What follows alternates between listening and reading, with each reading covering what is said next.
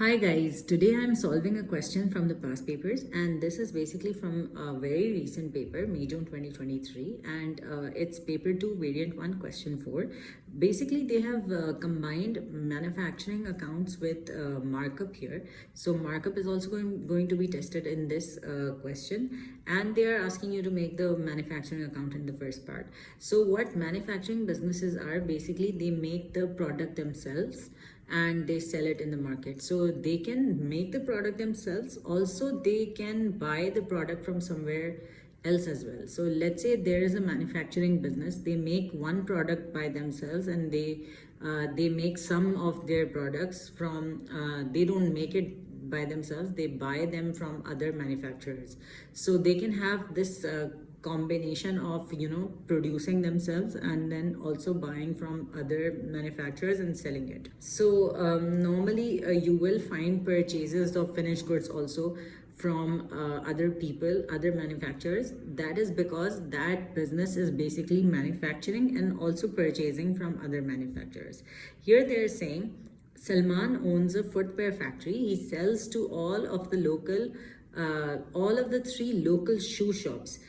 Salman prepares his financial statements to 30th April each year. So basically his accounting year ends on 30th April. So it starts on 1st May.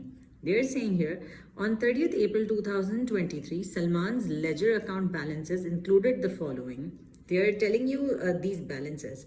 So they've given you 3 inventories. So the differentiating point about manufacturing questions is that they will give you 3 inventories in the manufacturing questions. So you have raw material inventory, you have a work in progress inventory, and you have a finished goods inventory. Then you guys have purchases of raw materials here, purchase of finished goods. We have wages given to factory supervisors and wages given to factory operatives. So wages given to factory supervisors are basically indirect expenses, and wages given to factory operatives is basically the direct expense of production. So factory operatives would be given wages according to the number of output they're producing. So basically it's directly related to the production that we are doing, but the supervisor will not be given a salary based on the number of units that is produced. So the supervisor will be given a fixed salary, and that basically you can't trace to 1 unit of output. That is why I call it indirect cost or indirect factory overhead. So then they are saying rates and insurance, factory electricity, general factory expenses, all of these are indirect factory overheads. If you guys want to study the manufacturing account format, I've made a video on that already, so you guys can go to that video and learn how you actually place everything in the manufacturing account. Here they've also given you fixed factory equipment at cost, factory equipment depreciation, total depreciation at the start of the year. They've given you balance at bank, that is 31,000, and it is a positive balance. They're then giving you additional information. So additional information, they have given you 3 closing inventories, also raw material, work in progress, and finished goods. They've given you this markup percentage. So Salman applies a markup of 50% to his cost of sales. You don't know the cost of sales yet. Basically in the manufacturing account you will find out the cost of production, and then you go to the trading section of the income statement where you find out cost of sales, and then you apply this markup. So you have to wait till then when we apply the markup in part B. Then they are saying rates and insurance are to be apportioned 3 quarters to the factory and 1 quarter to the office. So basically factory expenses go to the manufacturing account, so only factory related expenses. So factory related rates and insurance is basically 3 divided by 4 multiplied by the amount here, amount that is given here. So I basically solve all these adjustments first. So for rates and insurance, I do 3 divided by 4 multiplied by 17,528, and the answer that I get here is 13,146, which is the factory rates and insurance. So this goes to the factory.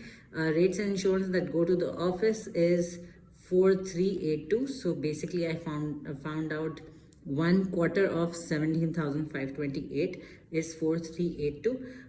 Then they are saying At 30th April 2023, factory electricity 1048 was unpaid. Unpaid is another name for owing or due, and then you can also call it outstanding. So outstanding or accrued or owing and due, all of these are basically the same words for like one concept and this many words. So it's like many words used for one concept. So here they are saying 1048 is due. So you add that to factory electricity given here, that is 11,442. You always add owing. So whenever you have owing here in the adjustments at the end of the year, you always add it. So you get a total of 12,490 for factory electricity, which is also a factory indirect expense. Here then they are saying factory equipment is depreciated at 20% per annum using RBM. RBM, you should know the formula for RBM. RBM formula is cost minus accumulated depreciation multiplied by percentage that is given here, that is 20%. So cost here is, cost of equipment is 90,000 minus accumulated depreciation is 43,920. You multiply this by 20% and you get 9216. So that is basically your depreciation that needs to be put into the manufacturing account, because it is factory equipment, and factory equipment depreciation always goes to the manufacturing account. Here when we start with the manufacturing account, we should know the format a bit. Okay, so the thing is that whenever you are making you should know simple basic format in your mind. Like you need to find out material first. So that is cost of raw materials used. So direct material plus direct labor plus direct expenses gives you prime cost. So what I'll do here is the first thing that I will write here in the manufacturing account will be cost of raw materials used. Okay, so to find out cost of raw materials used, I start with opening inventory of raw material. So opening inventory of raw material here is 8190. So I write here opening inventory of raw materials. Opening inventory of raw materials is 8190. You add purchases of raw materials, because whenever you purchase raw materials, you basically your inventory will increase, the raw material that you have, raw material inventory. So you add purchases of raw materials, and purchases of raw materials here in the question is 78,420. So I add it here.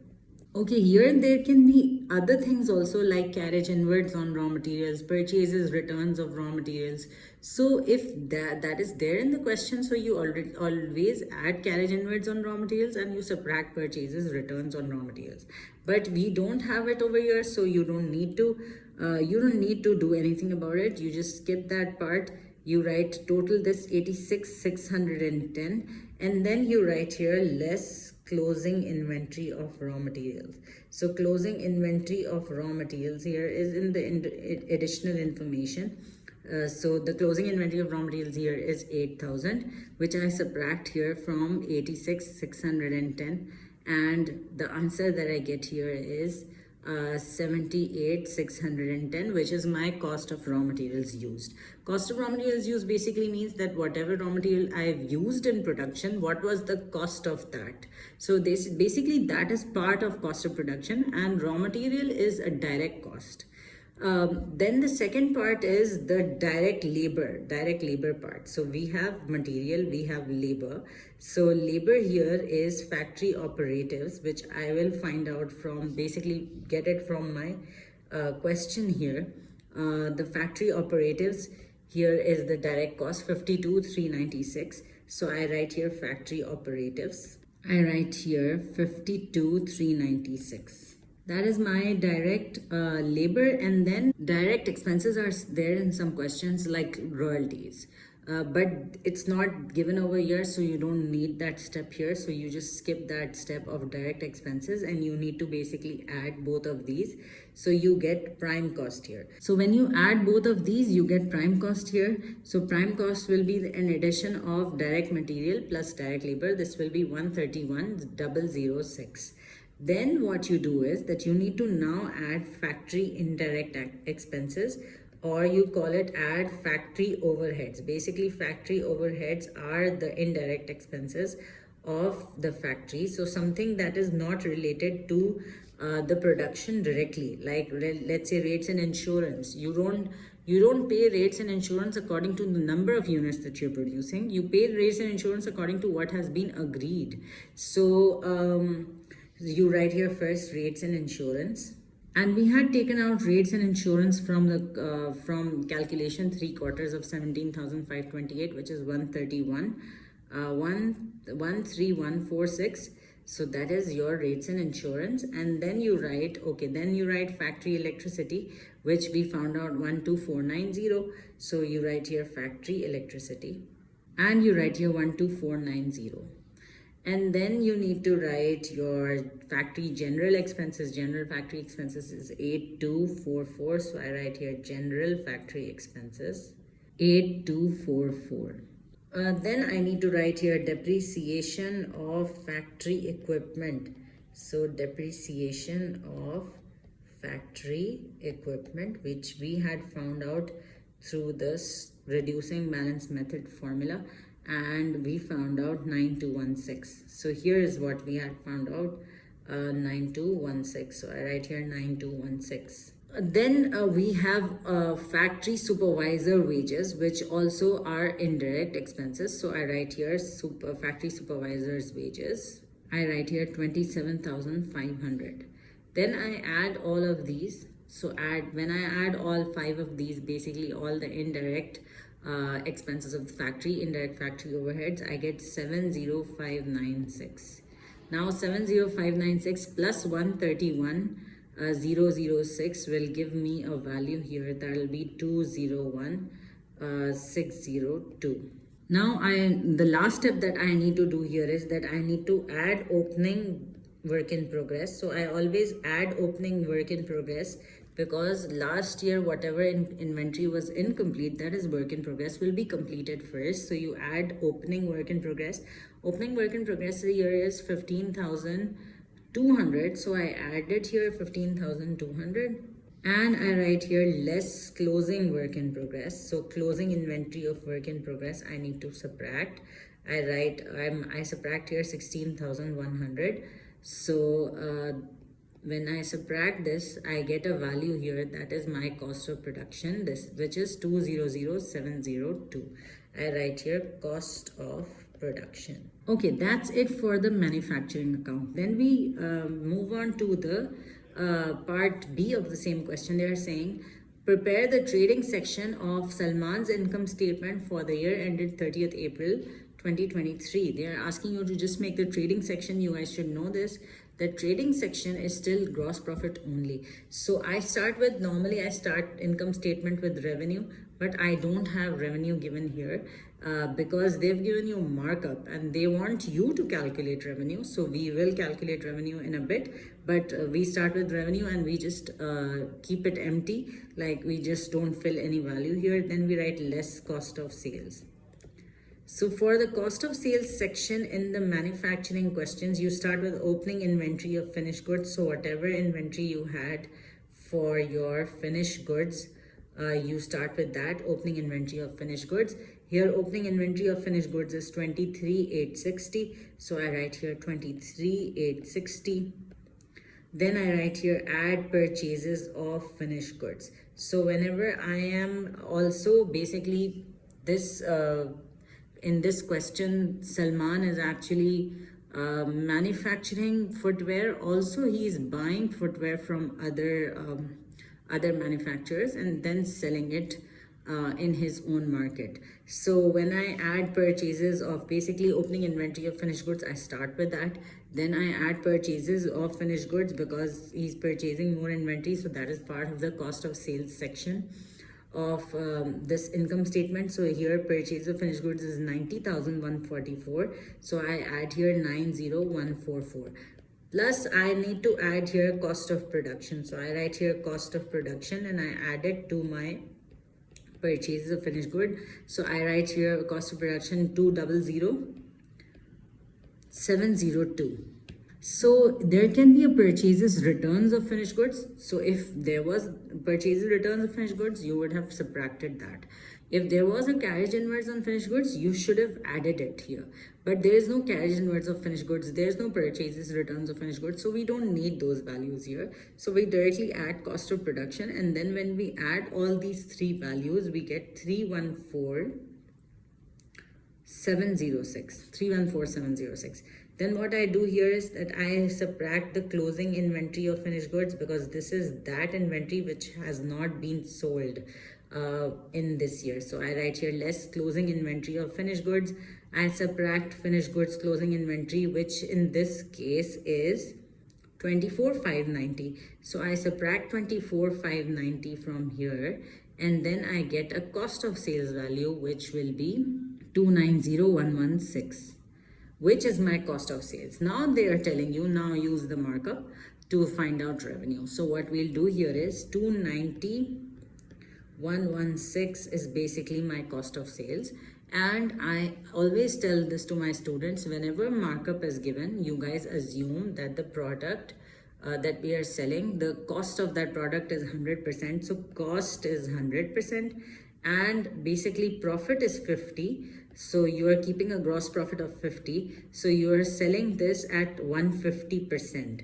So this is 150% is your selling price. So that means 290,116 should be equal to 100%, because that's the cost of sales.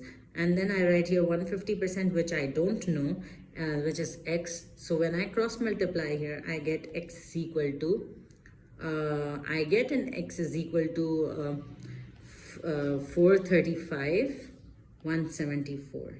435,174 is my revenue here. So if you guys understand this a bit, let's say there's this, okay, this pen for example is for 100 rupees, and I keep a profit of 50 and sell it for 150. It's like that. So whatever the cost of the product is, you assume it's 100%.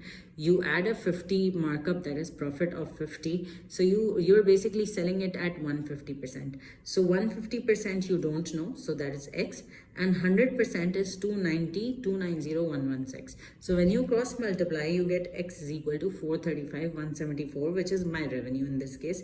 So I'll write it here, 435,174, which I have found out. Okay, and then when I subtract cost of sales from revenue, I get a gross profit of 145,058, which is my gross profit in this case. So 435,174 minus 290,116 will give you 145,058, which is your gross profit.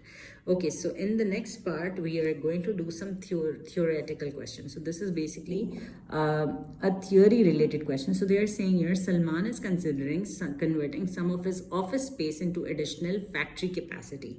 So they are saying there's office space that is already there, and basically this guy is considering that he converts the office space into more factory, like more factory related work can be done in the office space. That is what he's considering. So they're saying, advise Salman whether he should convert some of his premises from office use to factory use. Justify your answer by providing arguments for and against this conversion of office space into additional factory capacity. So now the thing is, when I give arguments for, so I give advantages of this decision. So the advantages would be that when Salman converts the office space into factory capacity, he can now produce more goods. So when he produces more goods, he can basically sell more goods and make more profit out of selling more goods. So quantity of output can be increased. So I write here, quantity of output can be increased. So you guys can also write that more sales and more profit. So more revenue and more profit can be generated. So one thing I need to tell you that whenever you look at the marking schemes, or you're looking at this video of mine, let's say, and see, I have made a pointer here and I'm trying to tell you points, but what you have to do is that you need to write it in proper paragraphs. So you don't need to give it in points. Whenever it's a theory question and you need to advise, write the advantages properly in paragraph form, and also explain it. Like here, when I've said that let's say he converts the office space into additional factory capacity. You'll say when he converts the office space into additional factory capacity, he can produce more output, he can produce more goods, and therefore he can sell more goods. And because of selling more goods, that is more footwear, he can make more profit out of that. Also, currently he's purchasing finished goods from somewhere else, but if he converts the office space into factory capacity, then he might not need to purchase the goods from somewhere else. So he might not need to purchase from some other manufacturer. That means that if he produces everything on his own, he can keep all the profit to himself. Okay, what are the disadvantages of this decision? So the office space, he might be needing the office space for office work. So if he converts the office space into additional factory capacity, then of course he will not have enough space in the office to do the office work that is required for the business. He might need that office space for office work. So if he converts his office space, he will be left with a smaller space for the office work.